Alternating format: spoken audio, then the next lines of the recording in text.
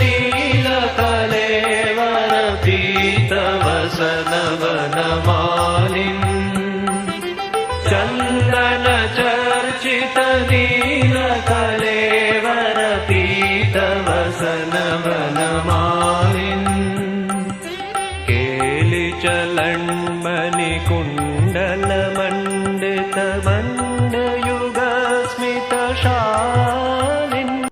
হরে কৃষ্ণ। আশা করি সকলে ভালো আছেন। সচি অঙ্গন পেজ থেকে আপনাদের কৃষ্ণ প্রীতি ও শুভেচ্ছা। আজকে চন্দন যাত্রার দ্বিতীয় দিবস। আজকে আমরা ভগবানকে স্বামীবাগ মন্দিরে ভগবানকে দেখছি। আজকে আমরা ভগবানের জন্মবেশে, অর্থাৎ শ্রীকৃষ্ণ জন্মবেশ আজকের ভগবানের শৃঙ্গারের শিরোনাম।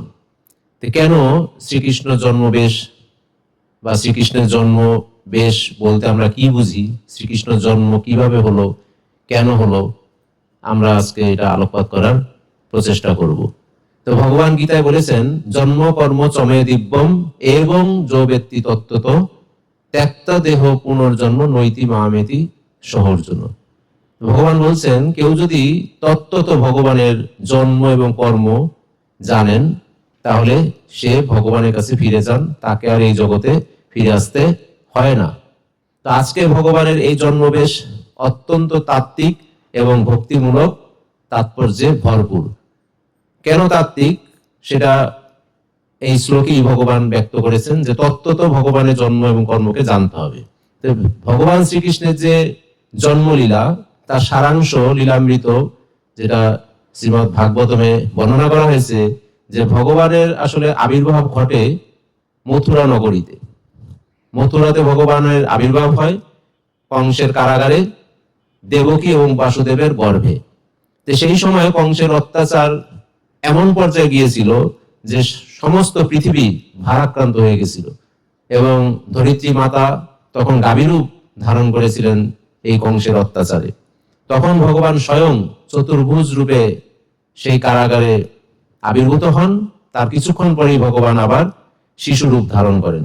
তো এই লীলার যে মূল দিকগুলো আজকে স্বামীবাগ মন্দিরে, ইস্কন মন্দিরে প্রদর্শন করা হয়েছে। আপনারা নিশ্চয়ই ছবিগুলো দেখছেন, ভিডিও দেখছেন। সেখানে বলা হচ্ছে যে লীলাটি যখন হয়, ভগবান যখন জন্মগ্রহণ করেন, তখন ছিল গভীর রাত্রি, অষ্টমী তিথি, রোহিণী নক্ষত্র। কারাগারের দরজা আপনা আপনি তখন খুলে গিয়েছিল, অর্থাৎ তখন যমুনা নদী পথ দেখিয়েছিল নন্দ বাবাকে, অর্থাৎ বসুদেবকে, ভগবানকে নন্দালয়ে বা নন্দগ্রামে রেখে আসার জন্য।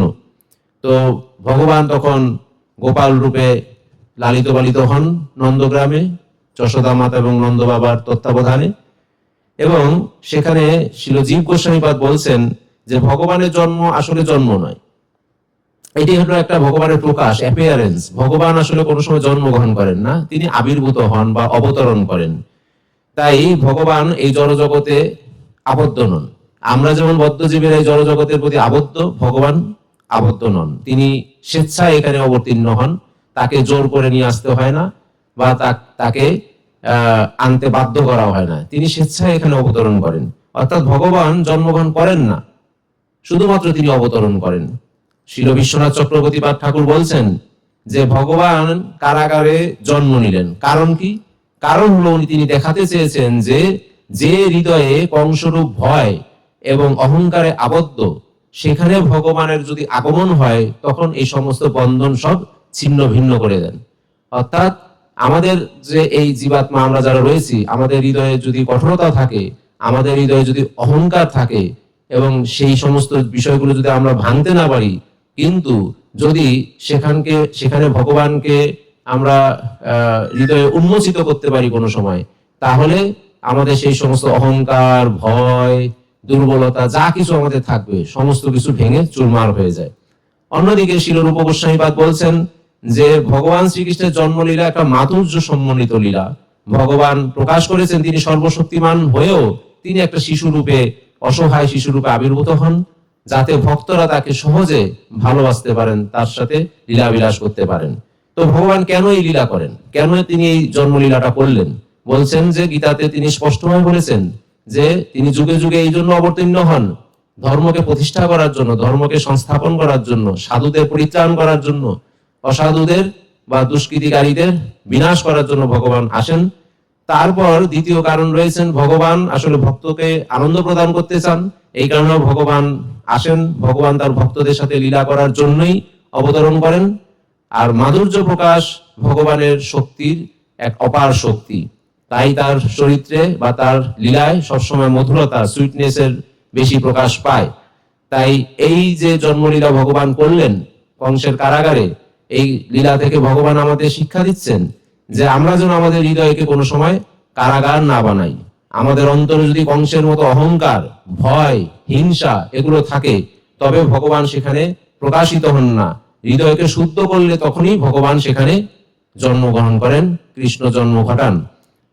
এবং আমাদেরকে সম্পূর্ণ শরণাগতি হতে হবে, যেমনি হবে বসুদেব এবং দেবকী মাতা বিপদের মাঝেও ভগবানকে বা ভগবানের উপর ভরসা রেখেছিলেন, তাই আমাদেরও সেরকম শরণাগতি হওয়া বাঞ্ছনীয়।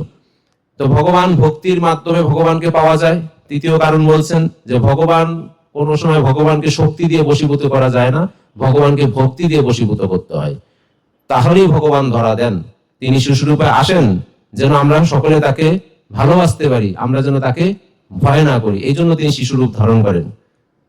চতুর্থত ভগবান শিক্ষা দিচ্ছেন যে অন্ধকারের মধ্যেও আশার আলো থাকে। গভীর রাত্রি কৃষ্ণ জন্মান, এটি বোঝায় যে জীবনের সবচেয়ে কঠিন সময়েও ভগবানের কৃপা আমাদের উপর বর্ষিত হতে পারে। যেমনি হবে সেই অন্ধকার কারাগারে দেবকী মাতা এবং বসুদেবকে রক্ষা করার জন্য, সমস্ত গোকুলবাসীকে, মথুরাবাসীকে, বৃন্দাবনবাসীকে রক্ষা করার জন্য এবং কংসের মতো দুরাচারীকে বধ করার জন্য ভগবান এসেছিলেন। তাই আমাদেরও যখন এরকম কঠিন সময় আসবে, আমরা যদি শুধুমাত্র একান্ত চিত্তে ভগবানকে স্মরণ করি, ভগবানের নামকে স্মরণ করি, তাহলেই ভগবান আমাদের হৃদয়ে উদ্ভাসিত হতে পারেন।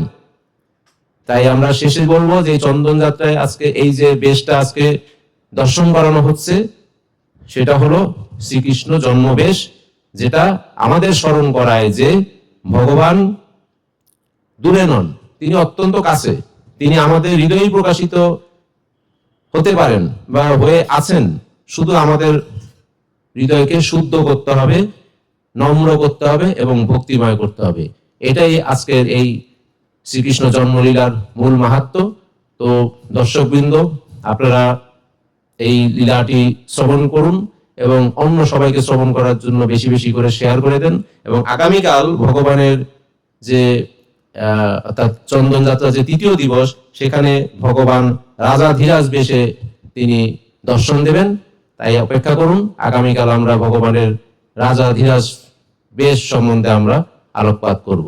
হরে কৃষ্ণ কৃষ্ণ কৃষ্ণ হরে হরে, হরে রাম রাম রাম হরে হরে।